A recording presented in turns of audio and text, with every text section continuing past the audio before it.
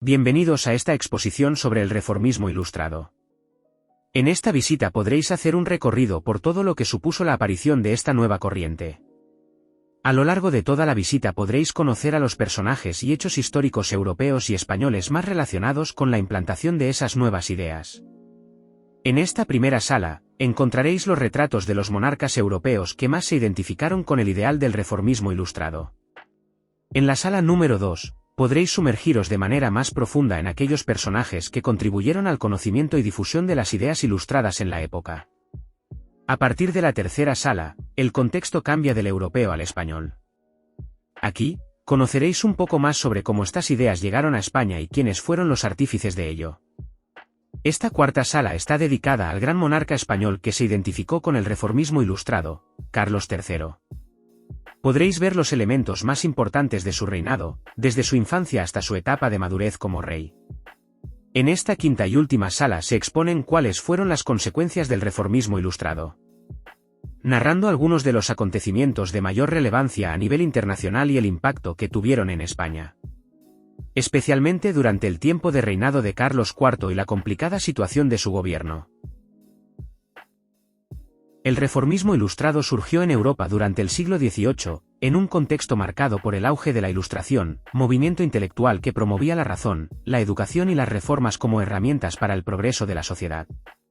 Inspirados por estas ideas, algunos monarcas adoptaron medidas reformistas para modernizar sus estados sin renunciar al poder absoluto. Esta corriente tuvo lugar en una época de profundas transformaciones sociales y económicas, con el fortalecimiento de las monarquías centralizadas, el crecimiento de la burguesía y el cuestionamiento de estructuras feudales. Reformas en la administración, educación y economía buscaban fortalecer al Estado y mejorar el bienestar de la población, pero siempre bajo el control absoluto del monarca. Catalina II de Rusia, figura emblemática del reformismo ilustrado, buscó conciliar las ideas progresistas de la Ilustración con el poder absoluto. Durante su reinado impulsó reformas en legislación, educación y economía para modernizar Rusia.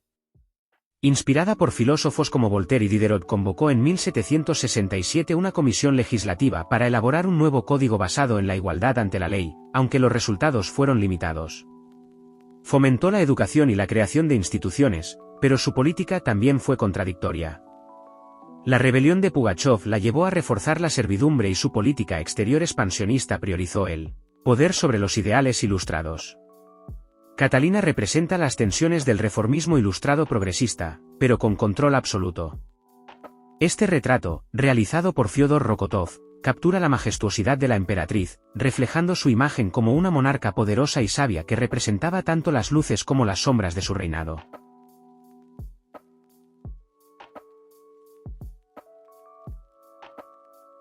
José II, emperador del Sacro Imperio Romano Germánico, es considerado uno de los principales exponentes del reformismo ilustrado. Impulsado por los ideales de la Ilustración, promovió reformas para modernizar el Estado y mejorar las condiciones de vida de sus súbditos, siempre bajo un poder centralizado. Destacan la abolición de la servidumbre, la promulgación de edictos de tolerancia religiosa y cambios económicos para aliviar a los campesinos. Sin embargo, sus reformas enfrentaron resistencia de la nobleza, el clero y diversas regiones. José II refleja las tensiones del reformismo ilustrado, un monarca reformista con un enfoque autoritario. Este retrato de 1823, realizado por Carl von Sales, captura la seriedad y determinación del emperador, reflejando su visión de progreso y poder. Gustavo III de Suecia combinó el absolutismo con los ideales de la Ilustración, promoviendo reformas políticas, económicas y culturales para modernizar el Estado y fortalecer su autoridad. En 1772, consolidó su poder con una nueva constitución que limitaba al Parlamento, lo que le permitió implementar reformas en la economía, la administración pública y la justicia, como la abolición de la tortura. Fue un mecenas de las artes, fundando la Academia Sueca y promoviendo el teatro y la ópera. Su intento de reducir los privilegios de la nobleza generó oposición, y en 1792 fue víctima de una conspiración y fue asesinado durante un baile de máscaras.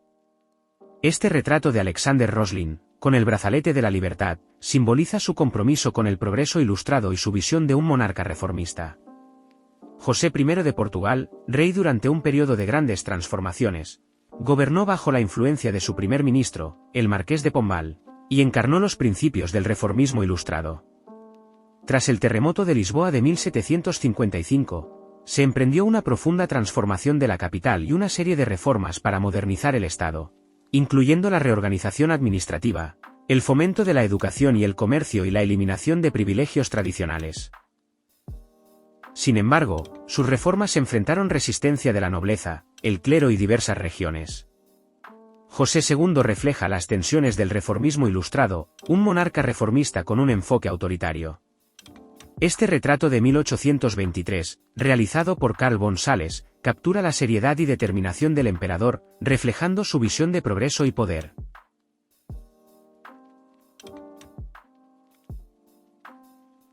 Luis XVI de Francia ascendió al trono en 1774 en medio de una grave crisis económica y social. Aunque mostró interés por algunas ideas de la Ilustración, como la abolición de la tortura y la tolerancia religiosa, no pudo implementar reformas efectivas debido a la resistencia de la nobleza y el clero. Sus intentos de modernizar el sistema fiscal fracasaron, agravando la crisis.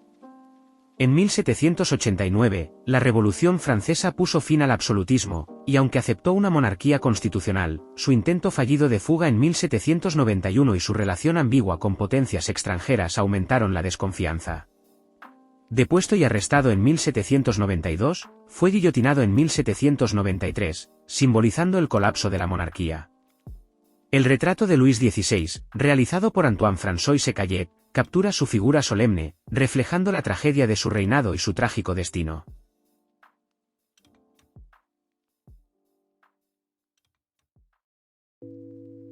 En su obra, El Leviatán, Thomas Hobbes expone su visión del Estado como un gran hombre artificial, que garantiza el orden y la paz.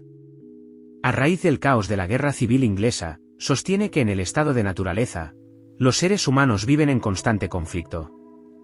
Propone un contrato social en el que los individuos ceden su libertad a un soberano absoluto, el Leviatán, para asegurar la seguridad y el bienestar colectivo.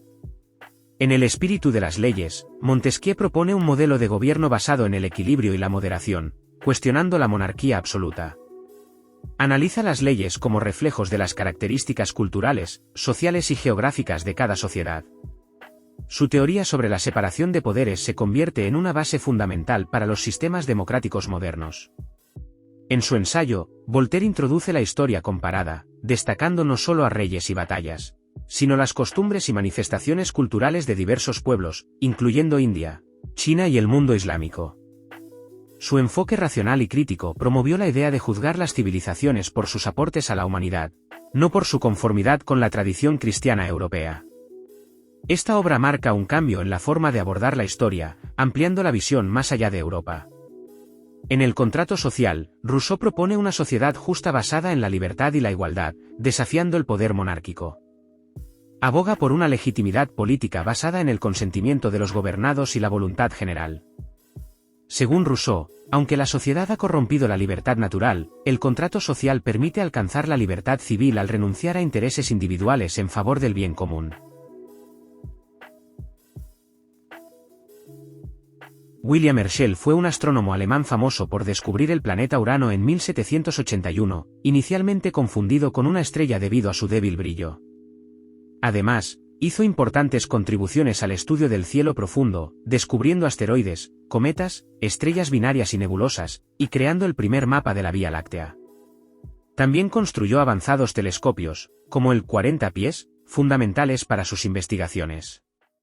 Émilie du Châtelet fue una pionera científica de la Edad Moderna, conocida por su traducción al francés de los Principia Mathematica de Newton, aún la única aceptada en ese idioma.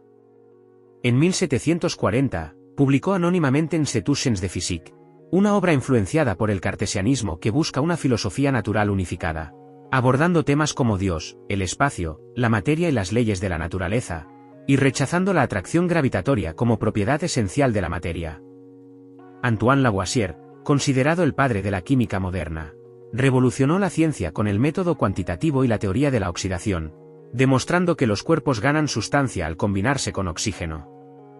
En su Tratado Elemental de Química, redefinió el concepto de elemento químico, probando que el agua y el aire no lo son, y describió los elementos como sustancias indivisibles.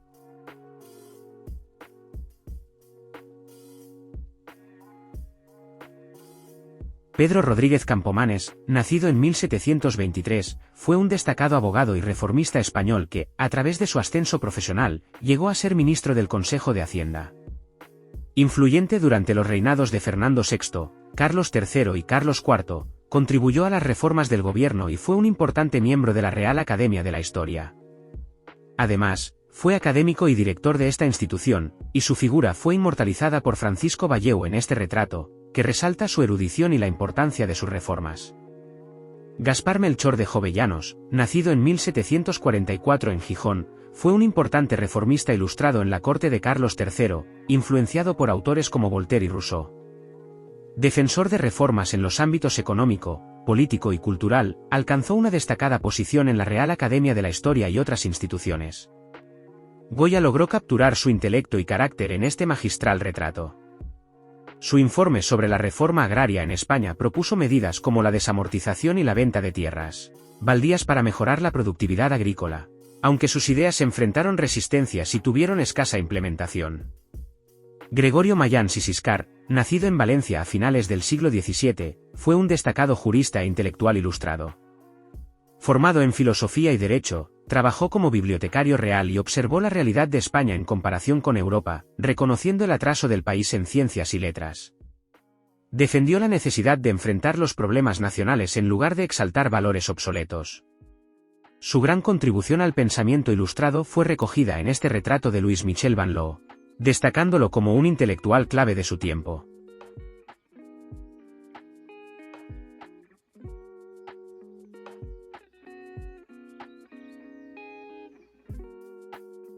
Carlos III, durante su infancia en Nápoles, recibió una educación rigurosa en administración, política, ciencias, historia y economía, con el objetivo de convertirse en un monarca ilustrado. Su tiempo en Nápoles le permitió desarrollar una profunda admiración por las ideas reformistas de la Ilustración, lo que influyó en sus políticas como rey de España. Su niñez y juventud fueron clave para formarlo como un monarca con una visión moderna y práctica de gobernanza. Este retrato de Carlos como infante, pintado por Jan Rank, captura su transición hacia la adolescencia, destacando su elegancia y el entorno palaciego que reflejaba su posición y preparación para el futuro.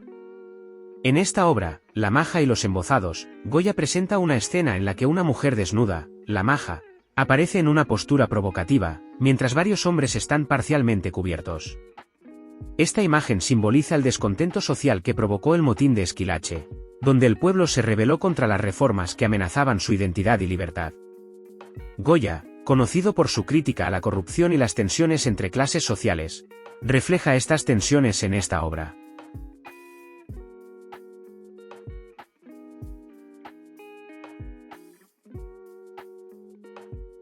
El retrato de Carlos III, pintado por Anton Rafael Mengs en 1767, conmemora la fundación de la Orden de Carlos III y acabó por convertirse en la representación oficial del monarca. Carlos III aparece sereno, con manto real, armadura y las insignias de la Orden, rodeado de un entorno palaciego neoclásico. Esta obra no solo es un retrato, sino una herramienta propagandística para exaltar su imagen en este contexto del reformismo ilustrado. La obra Carlos III comiendo ante su corte, pintada por Luis Paret y Alcázar, muestra al monarca sentado solo en una mesa alargada, rodeado de cortesanos, miembros de su gobierno y eclesiásticos. La escena se sitúa en un interior palaciego, con techos altos y tapices mitológicos que reflejan grandeza. Aunque el rey lleva el toisón de oro, las insignias de la orden que fundó en 1771 no están presentes, lo que sugiere que la obra pudo haber sido realizada después de esa fecha. El grabado de los retratos de Carlos III, Carlos IV y María Luisa de Parma, realizado por Manuel Salvador Carmona, presenta dos medallones, uno con el retrato de Carlos III a la izquierda y otro con los de Carlos IV y su esposa, María Luisa de Parma, a la derecha, ambos sobre las columnas de Hércules. La obra tiene una fuerte carga simbólica, y quiere destacar la continuidad de la dinastía borbónica.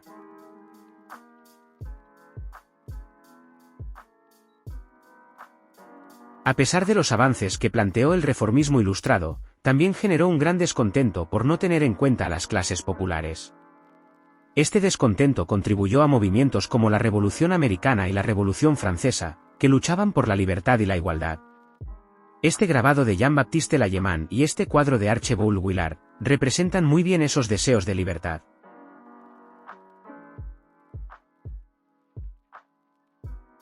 Carlos IV fue rey de España desde 1788 hasta que abdicó en 1808 en favor de su hijo Fernando VII tras la invasión napoleónica.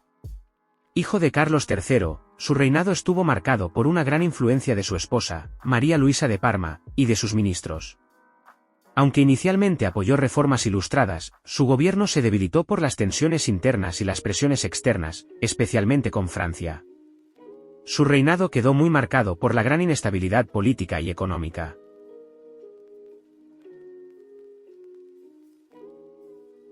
El conde de Floridablanca fue un destacado político y ministro durante el reinado de Carlos III, pero continuó influyendo en la política española bajo Carlos IV. Como ministro de Estado, impulsó reformas ilustradas y la modernización del país, aunque su política de neutralidad frente a los conflictos europeos fue cuestionada. Durante el reinado de Carlos IV, su poder disminuyó debido a la creciente influencia de otros grupos en la corte y sus desacuerdos con Manuel Godoy. El conde de Aranda fue un destacado político y militar español del siglo XVIII. Fue uno de los principales impulsores de las reformas ilustradas durante el reinado de Carlos III, ocupando cargos como ministro de Guerra y embajador en Francia. Defendió la modernización del ejército y la administración, pero su oposición a la influencia de la Iglesia y su relación con la corte de Carlos IV lo llevaron a caer en desgracia. Manuel Godoy fue un político y militar español que alcanzó gran poder durante el reinado de Carlos IV. Inicialmente, fue favorecido por la reina, llegó a ser primer ministro, y acumuló un control casi absoluto sobre el gobierno. Sus decisiones, como la alianza con Napoleón y la entrada en la Guerra de la Independencia, provocaron el descontento popular y las tensiones con otras facciones de la corte. Tras la abdicación de Carlos IV, Godoy cayó en desgracia y pasó sus últimos años en el exilio. Esperamos que hayas disfrutado de nuestra visita virtual y que hayas podido conocer un poco más a fondo el reformismo ilustrado. Si quieres conocer aún más, te invitamos a que navegues por nuestra página web y veas nuestro catálogo de obras, ya que allí encontrarás aún más información que puede ser de tu interés. Por último, te agradecemos tu visita, y te esperamos con los brazos abiertos en nuestra exposición física.